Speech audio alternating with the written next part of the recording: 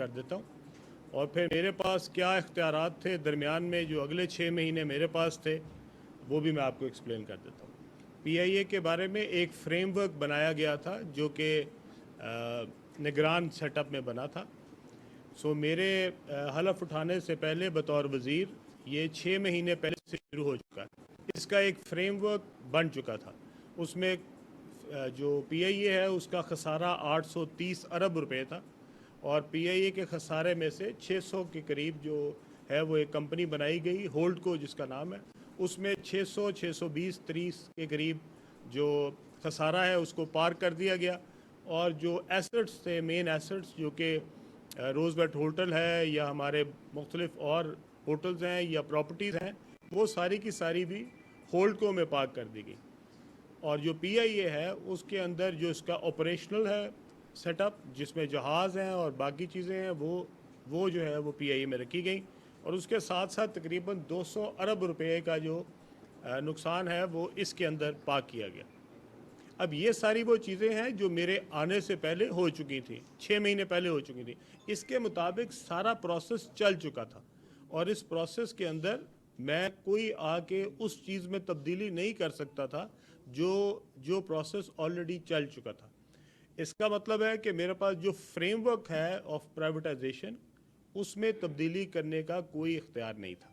Framework, हाँ, आज अगर मैं कोई चीज़ नई स्टार्ट करता हूँ, कोई और प्रोसेस करता हूँ, ZTBL है मेरे पास, या मेरे पास यूटिलिटी स्टोर्स हैं या कोई और चीज़ है, तो उसका फ्रेमवर्क मैं आज बना सकता हूँ कि ये किस तरीके से दी जाएंगी। लेकिन इस वक्त PIA के पास जो फ्रेमवर्क था वो बन चुका था।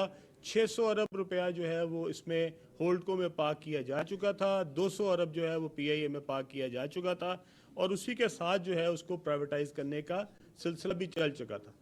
मेरे पास जो प्रोसेस हुआ उसमें एक हमारे पास प्राइवेटाइजेशन का तरीक़ाकार है, प्राइवेटाइजेशन का कमीशन का एक तरीक़ाकार है, उसके तहत ही मैं प्राइवेटाइज कोई चीज़ कर सकता हूँ। मेरे कुछ दोस्तों ने, मैं सुनता रहा 2 दिन प्रोग्राम, कुछ दोस्तों ने कहा कि जनाब वो अपना कारोबार बहुत अच्छा चलाते हैं, ये नहीं उनसे चल रहा। पहली बात तो ये PIA चलाना मेरे ज़िम्मे नहीं लगाया गया। मैं ये बात सारे दोस्तों को क्लियर करना चाहता हूँ। मेरे ज़िम्मे PIA को ठीक करना नहीं है। मेरे ज़िम्मे जो PIA जिस तरीके की है, जिस हालत में है, सिर्फ बेचने की जिम्मेदारी है। PIA ठीक करने की जिम्मेदारी मेरी नहीं है, और ना ही PIA के ठीक करने के लिए मेरा कोई किरदार है इसमें। मुझे तो एक बहुत सारे महकमे दिए गए कि ये हुकूमतों से नहीं चल सके, ये प्राइवेटाइज करने हैं, क्योंकि इनका खसारा जो है वो हमारी गरीब आवाम नहीं उठा सकती, इसलिए हम उनको बेच रहे हैं। तो मैं सारे दोस्तों को कहना चाहता हूँ, मेरे बारे में जो बैठ के करें ज़रूर करें, बिस्मिल्लाह। मैंने कभी किसी के खिलाफ कभी कोई बात नहीं की, मैं आइंदा भी नहीं करूँगा। लेकिन क्या ये PIA का खसारा मेरा कायम करदा? ये मैंने मार्च से PIA का ये हाल कर दिया है। ये जो PIA के साथ हुआ है इसमें कोई मेरा भी किरदार है किसी वक्त? इसलिए बराए मेहरबानी सारे अपने अपने गिरेबानों में झांके और अपना अपना हिस्सा तलाश करें कि PIA का बेड़ा गर्क करने में किस किस ने कितना कितना किरदार अदा किया। बराए मेहरबानी मुझे मत बताएं कि मुझे को काम करना आता है या नहीं, मुझे इन सबसे बेहतर काम करना आता है, अभी बताऊंगा क्या किया। लेकिन PIA ठीक करने की जिम्मेदारी मेरे पे नहीं डाली गई। मैं सारी कौम को बताना चाहता हूं, अगर मेरे ऊपर डाली जाएगी तो फिर मेरा एहतसाब आप जरूर करें। मेरे पास तो बेचने की जिम्मेदारी है, और बेचना और खरीदना ये दोनों अलग अलग बातें हैं। बेचने के लिए मैं बेचने में अगर मेरी कोई कुताही है तो मैं जरूर उठाऊंगा, अपने जिम्मे उठाऊंगा, लेकिन मैं खरीदार नहीं हूं, मैं तो बेचने वाला हूं। खरीदार तो आगे से आने हैं, और मेरे पास क्या कोई डेविएशन का इख्तियार है? जो कानून मुझे दिया गया है प्राइवेटाइजेशन का, क्या मैं उससे हट सकता हूं? क्या मैं उसमें कोई तब्दीली ला सकता हूं? एक प्रोसेस है जिसको बता दिया गया कि आप इससे नहीं हट सकते, और उसके अंदर मैं क्या कर सकता था। बहुत सारे हमारे दोस्तों ने इस पे बैठ के बहुत सारे प्रोग्राम किए, दो दिन अच्छा प्रोग्राम चलते रहे। तो मैंने भी सोचा कि चलो इनको भी मौका मिला, एक दफ़ा अच्छी तरह कर लें, ठीक है। लेकिन बात ये है, अच्छा मुझे वो भी समझा रहे हैं प्राइवेटाइजेशन के जो मेरे से पहले वजीर रह चुके हैं, प्राइवेटाइजेशन के वजीर रह चुके हैं, वो भी मुझे मशवरे दे रहे हैं। और मेरे भाई ये मेरे मशवरे की मुझे देने की क्या जरूरत है, जब खुद वजीर वो इंतजार में बैठे हुए थे मशवरा लेके। अब मैं आज तो खुद कुछ करूं ना, और मैं आज से 3 साल बाद, 5 साल बाद, 2 साल बाद किसी और वजीर को मशवरा दे रहा हूं कि तुमने प्राइवेटाइजेशन कैसे चलानी। तो भाई अगर मुझे जो मशवरा दे रहे हो तो अपना दौर था उसी में कर लेना। अजीब अजीब दौर है। जो खुद प्राइवेटाइजेशन के वजीर रहे हैं वो भी मुझे मशवरे दे रहे हैं आज, और साथ ये भी कह रहे हैं अलीम खान ने अपनी जिम्मेदारी ऐसे तरीके से नहीं निभाई। तो मेरे तक जिम्मेदारी आई क्यों? अगर आपने जो निभाइयां होती तो मैं 2024 में क्यों जिम्मेदारी निभा रहा होता? ये पीआईए कोई आज थोड़ी निजकारी में आई है। तो भाई 25 वजीर रहे हैं मेरे से पहले, 25 1990 से। मैंने सबकी तस्वीरें लगाई हैं, एक दफ्तर अपना बनाया अपने पैसों से, उसमें इन सब की तस्वीरें लगाई हुई हैं। उसकी तस्वीरें आज आपको भी दूंगा। वो सारे के सारे 25 के 25 वज़रा की तस्वीरें जो मेरे से पहले रहे हैं। मुझे तो आज पता लगा कि उसमें कौन कौन से वज़रा रहे हैं। और फिर उसके बाद वो मुझे टीवी प्रोग्राम में बैठ के, और मैं उन एंकर से भी पूछना चाहता हूं, भाई आप उनसे पूछे कि अलीम खान को तो काम करना नहीं आता, पर आप तो इसके वजीर रहे हैं, तो आप ही कर लेते हैं इसको ठीक। आज अलीम खान को देने की क्या जरूरत थी 2024 में? तो मैं किसी पे इल्जाम लगाए बगैर ये कहना चाहता हूं, ये हमारा कौमी एसेट है, मैं इसको औने पौने नहीं बेच सकता। और मुझे कारोबार मत सिखाएं, मुझे कारोबार आता है करना। ये मेरा जाती कारोबार नहीं है, ये मेरे पास कौम का सासा है, ये एसेट है इस कौम का। मैं अपनी कोई चीज मुफ्त भी बेच सकता हूं, पर मैं हुकूमत पाकिस्तान का नुमाइंदा होते हुए कोई चीज मुफ्त नहीं बेच सकता मेरे भाई। मैं अपनी चीज अपने कानून से नहीं डेविएट कर सकता, और वो कानून लिखा हुआ है मेरे पास, उसके अंदर जो जो लाइन लिखी गई है मैं उससे नहीं हट सकता। हाँ, अगर आप कहें वो कानून तब्दील करना है तो जरूर कर लेते हैं। आप ये इख्तियारात सिर्फ एक वजीर को दे दें कि भाई जो तुम्हें मुल्क के हालात में बेहतर लगे तुम उस हिसाब से भेज देना, तो ठीक है, बिस्मिल्लाह, ठीक है। लेकिन अगर आपने मुझे जो इख्तियार दिया है, जो कानून के तहत मुझे आपने पाबंद किया, मैं उसके अंदर हूँ और मैं उसी में। हाँ, इसमें मैं जितनी मेहनत कर सकता हूँ मैंने ज़रूर की है। इसके अंदर क्या कोई कमी मेरी तरफ से रह गई है, मैं आपको बिल्कुल जवाब दूँ, पूरी कौम को जवाब दूँ। मेरी तरफ से इसमें कोई कमी नहीं है। फिर कहा गया कि जी वो तो उस दिन थे ही नहीं जिस दिन बोली हो रही थी। भाई बोली में एक ही शख्स रह गया था, और मैं उस दिन कोई छुट्टियां बनाने बहामाज नहीं बैठा हुआ था। मैं सऊदी वजीर से इन्वेस्टमेंट से मिलने के लिए पाकिस्तान के लिए रियाद में बैठा हुआ था, उनसे मुज़ाकरात कर रहा था, और आप सबके सामने है, ठीक है। तो मेरे पास कोई जिम्मेदारी है तो मुझे इसका एहसास है। मैंने सिर्फ तस्वीर खिंचवाने के लिए या एक बोली जो दे रहा था उसके साथ कोई हैंडशेक करने के लिए तो नहीं वहां बैठना था। उससे पहले 2 इजलास हुए उस दिन। एक हमारा प्राइवेटाइजेशन कमीशन का इजलास हुआ, मैं उसकी भी सदारत की है, और उसके बाद हमारी CCOP की मीटिंग हुई है जिसकी सदारत जो है वो इसहाक डार साहब करते हैं, मैं उसमें भी शामिल था। तो मेरी तरफ से किसी चीज़ में, किसी प्रोसेस में, उसके प्रोसेस के पूरे अडॉप्ट करने में कोई कमी, कोई पार्टिसिपेशन की कमी नहीं थी, ठीक है। अब अगली बात आ जाए, PIA के लिए आइंदा का प्लान क्या है? हमें KP हुकूमत से कहा गया कि जनाब हम ख़रीदना चाहते हैं। हमें पंजाब हुकूमत की तरफ से कहा नहीं गया, पर कल मैंने मियाँ साहब की वो सुनी जो थी है, तो ये बहुत अच्छी बात है। अगर KP हुकूमत, पंजाब हुकूमत, सिंध हुकूमत, बलूचिस्तान हुकूमत मिल के लेना चाहती है तो हमें क्या एतराज़ है? हम तो बहुत खुश हैं कि अगर आप सब ले लें और इस पर एक प्रोफेशनल मैनेजमेंट लेके आएँ, इसका CEO बाहर से लेके आएँ और एक प्रोफेशनल लेके आएँ, और हम सारे इस मुल्क के अंदर बैठ के, हम ये पाकिस्तान की एयरलाइन है, ये ना पंजाब की एयरलाइन है, ना KP की एयरलाइन है, ना सिंध की एयरलाइन है, ना ही बलूचिस्तान की एयरलाइन, ये पाकिस्तान की एयरलाइन है। हम सब अपना अपना हिस्सा डाल दें, पंजाब हुकूमत भी अपना हिस्सा डाल दें, KP हुकूमत भी डाल दे, बलूचिस्तान हुकूमत भी डाल दे, और सिंध हुकूमत भी डाल दे, और कह ठीक है। और मैं इसलिए नहीं कह रहा कि आप ये इसके नुकसान में हिस्सा डाल दें, इससे पैसे बनाए जा सकते हैं। मुझे एक ये भी दिखाया गया कल किसी प्रोग्राम में, मैं देख रहा था कि जी अलीम खान ने कहा था इससे पैसे बनाए जा सकते। मैं आज भी कहता हूँ पैसे बनाए जा सकते हैं।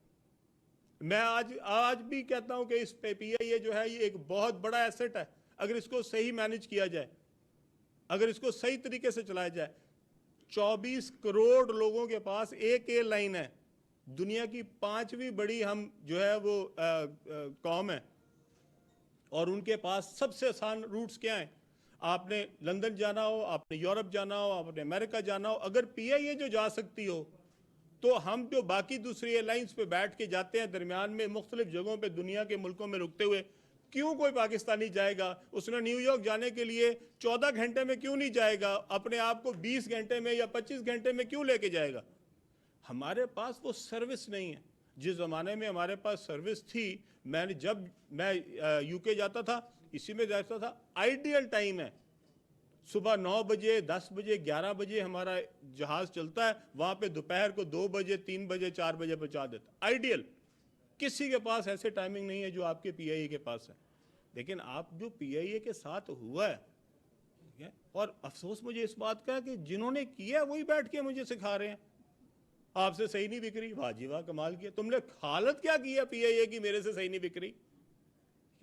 और जो सारे इसमें हिस्सेदार हैं, एक दिन मैंने कौमी असेंबली में खड़े होकर ये कहा था कि आप मेरे से सवाल करते हैं, उधर से शुरू करें और सारा गोल चक्कर करके सारी एंड तक कर दें। कौन सी ऐसी पार्टी है जो इस हुकूमत में शामिल नहीं रही जिसने पीआईए को डुबोया हो? कौन सी एक पार्टी बता दे, कोई अपोजिशन की, कोई हुकूमत की, कोई अंदर बाहर कोई पार्टी बता दे जो उस हुकूमत का हिस्सा नहीं रही जिसने ये पीआईए का हाल किया। हाँ, अपने अपने दौर में अपना अपना हिस्सा डाला, किसी ने ज्यादा डाल दिए, किसी ने कम डाल दिए, और हमें समझा रहे हैं। क्या मेरे में कैपेसिटी नहीं? मैं अभी आपको बता देता हूं। मेरे पास कम्युनिकेशन है, एनएचए है, ये है जी फिगर्स। एक साल के अंदर एनएचए 50 अरब रुपया एक्स्ट्रा प्रॉफिट देने लगी है। 50 अरब रुपया। कभी आज तक पाकिस्तान की हिस्ट्री में किसी एक महकमे ने एक साल में 50 अरब रुपए की जायद आमदनी नहीं की। मैं जायद आमदनी बता रहा हूं। टोटल रेवेन्यू जो है वो एनएचए का इस साल इंशाल्लाह ताला 110 अरब जाएगा। 64 बिलियन से 110 बिलियन पे जा रहा है। ये है जी उसके फिगर्स। अभी मैं आप सबको कॉपियां दूंगा। 50 अरब रुपया मैंने रेज किया है। कितना को शोर मचाया मैंने इसके पीछे, कितनी प्रेस कॉन्फ्रेंसें की हैं, कितनी मैंने टॉक्स की हैं, कितने इसके ऊपर अदारिये लिखवाए हैं, कितना मीडिया कैंपेन करवाई है। मेरा तो अपना चैनल है, कोई एक प्रोग्राम भी आया उसके ऊपर? आप बताएं। मैंने 50 अरब रुपए, यहां पे अगर 50 करोड़ रुपया किया किसी ने किया होता तो मेरे ख्याल में अभी तक 6 दफा छलांगे मार चुका होता। मैंने तो किसी को बताया भी नहीं कि भाई मैं 50 अरब रुपए एक्स्ट्रा लेके दे रहा हूं इस दफा। और उसको किस तरह किया? मैनेजमेंट। हम एक्सेल लोड खत्म कर रहे हैं। मैं किसी एक भी ट्रक को नहीं जाने दूंगा जिसके ऊपर एक्स्ट्रा लोड होगा, अपनी ना मोटरवे के ऊपर और ना ही अपनी किसी नेशनल हाईवे के ऊपर। ये हमारी रोड्स को तबाह कर रहे हैं। जिसके ऊपर 20 टन लगाया जा सकता है उसके ऊपर 60-60 टन डाल के लेके जा रहे हैं। और मुझे जब मैंने पहली प्रेजेंटेशन दी, उन्होंने कहा जी हम इनसे 9 अरब रुपया वसूल करते हैं।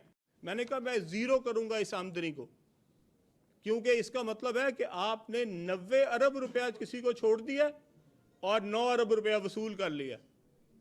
वो ट्रक भर भर के लेके जा रहे हैं, आपकी सड़क का बेड़ा गर्क कर रहे हैं, आपकी सड़क बैठ रही है और आप उनसे 9 अरब वसूल करके बहुत खुश हैं। इसको जीरो करेंगे। एक भी ट्रक नहीं जाने दूंगा किसी सड़क पे। जिसका 20 है अरब, जिसका 20 टन है, 20 टन ही लेके जाएगा, 21 टन पे नहीं डालने दूंगा। ये कौन सा तरीकाकार है कि आप मुझे कारोबार समझा रहे हैं? कहते हैं अपने कारोबार आता है करना, इसको ये कारोबार नहीं आता। मुझे जो कारोबार आता है वो तुम में से किसी को भी नहीं आता। कोई 50 अरब रुपए का फायदा देने वाली मुझे एक वजारत बता दें। ये सारे जितने बैठ के क्रिटिसाइज कर रहे हैं, इनसे पूछे आप सारे वजीर रहे हैं, बताएं कौन से महकमे में आपने कितना रेवेन्यू जनरेट किया उसने एक साल के अंदर। अभी मुझे 7वां महीना है, ये है फिगर्स। आपने 64 बिलियन किया था पिछले 77 सालों में।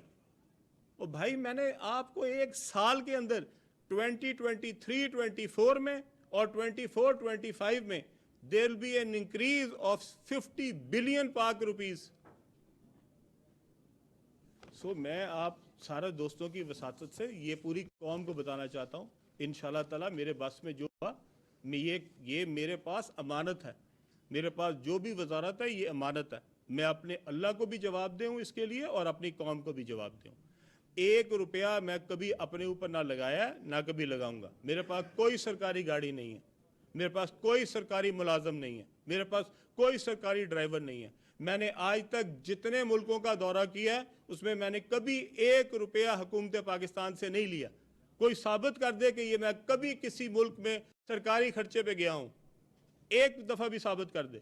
मैंने 1 रुपया, कोई एक एम्बेसी बता दे कि अलीम खान ने वहां पे रहते हुए चाइना में, रशिया में, जिस जिस मुल्क में, कुवैत में मैं गया हूं, कभी मैंने 1 रुपया भी अपनी हुकूमत का लगाया हो या इस पाकिस्तानी कौम का लगवाया हो।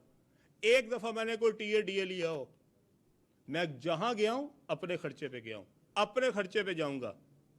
मैं जहां रहता हूं अपने खर्चे पे। मैंने अपना दफ्तर बनाया प्राइवेटाइजेशन का, उसमें कोई एक दफा साबित कर दे कि मैंने 1 रुपया भी हुकूमत पाकिस्तान से लिया, और उनमें ये सारे वज़रा की तस्वीरें लगाई हैं। ये जाएं अपनी अपनी तस्वीरें देख लें, और वही जो मेरे पे तनकीद करते हैं उनकी सबसे ऊपर लगवाई हैं।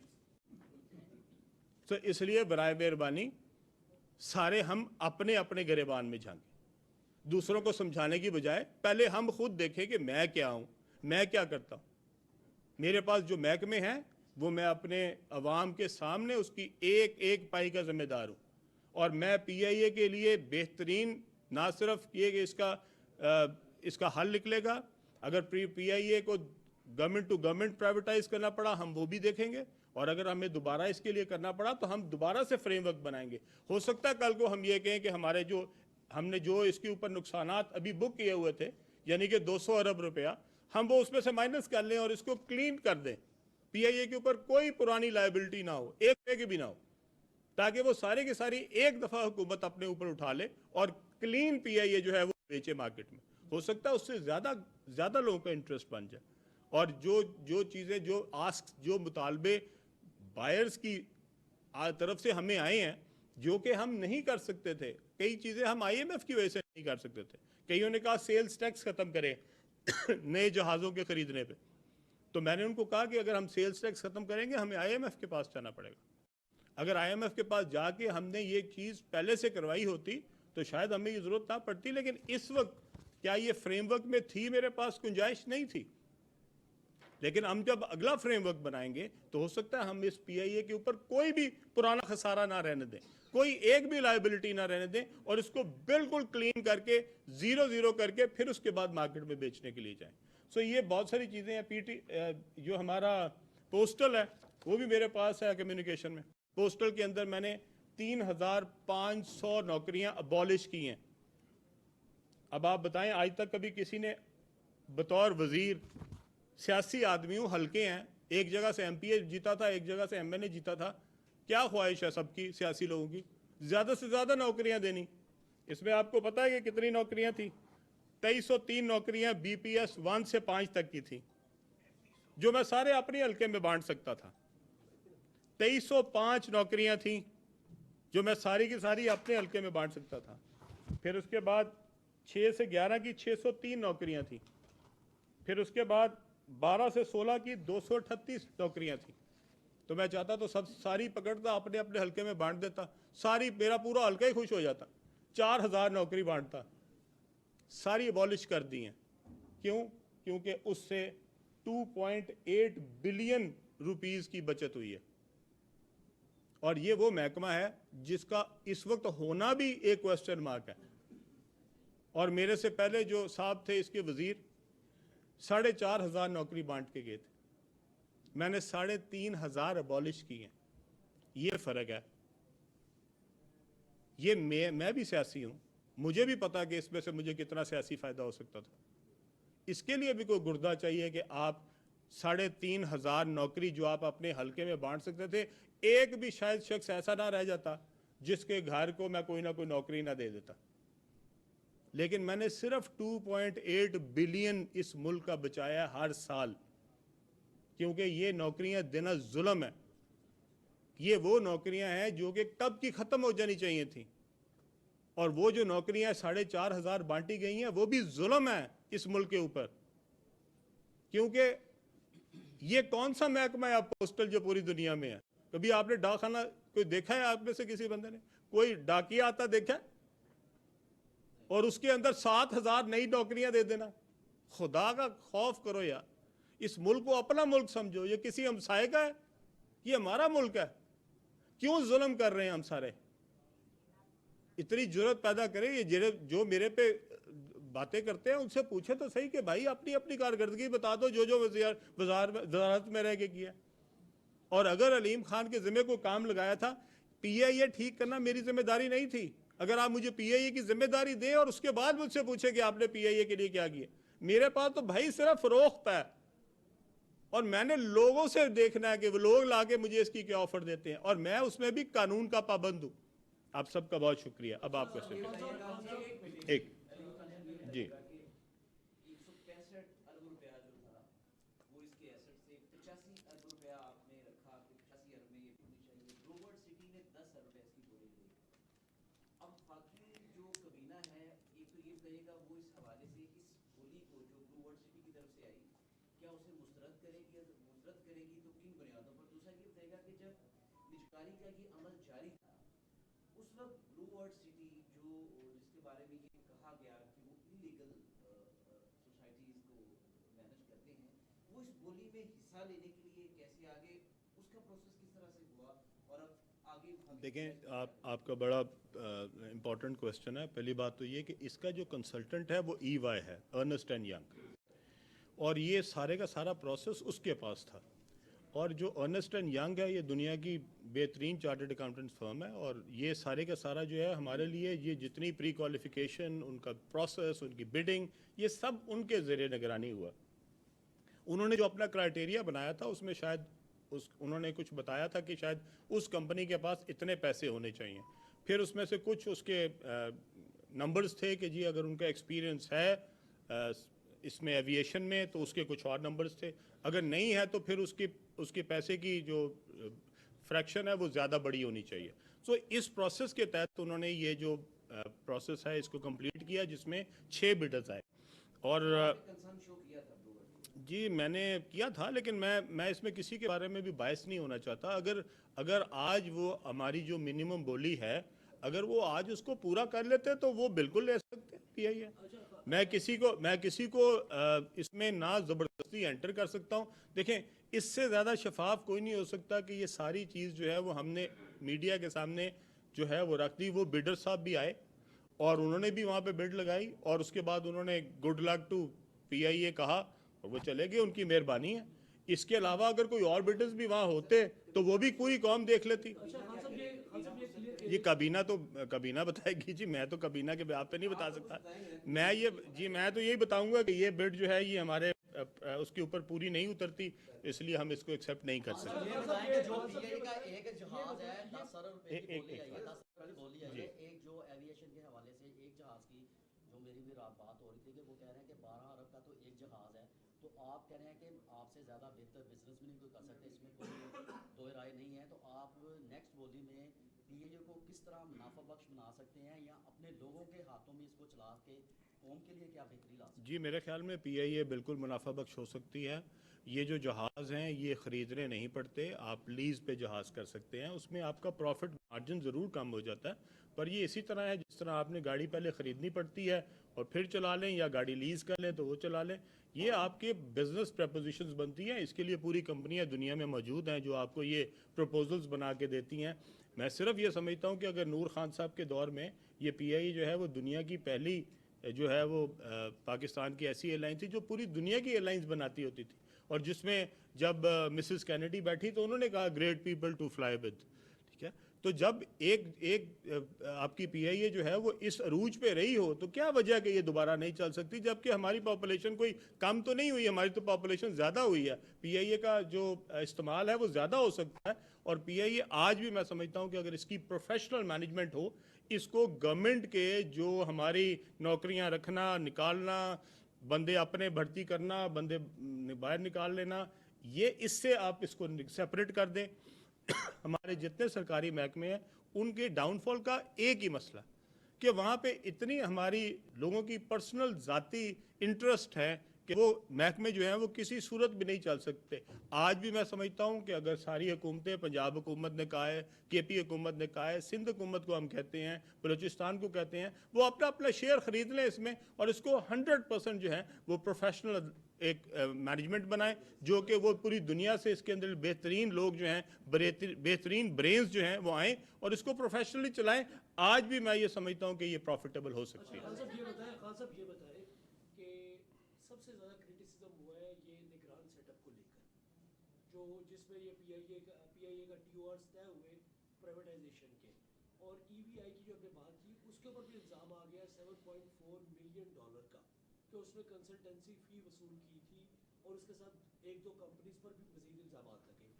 आइंदा के लिए क्या पूरा का पूरा प्रोसेस को रिवैम्प करेंगे आप, क्योंकि अब तो ये अब बिल्कुल बेबी आपकी गोद में आ ही गया। पिछला तो जिन्होंने प्रोसेस स्टार्ट किया था वो प्रोसेस तो फेल हो गया और बहुत बुरे तरीके।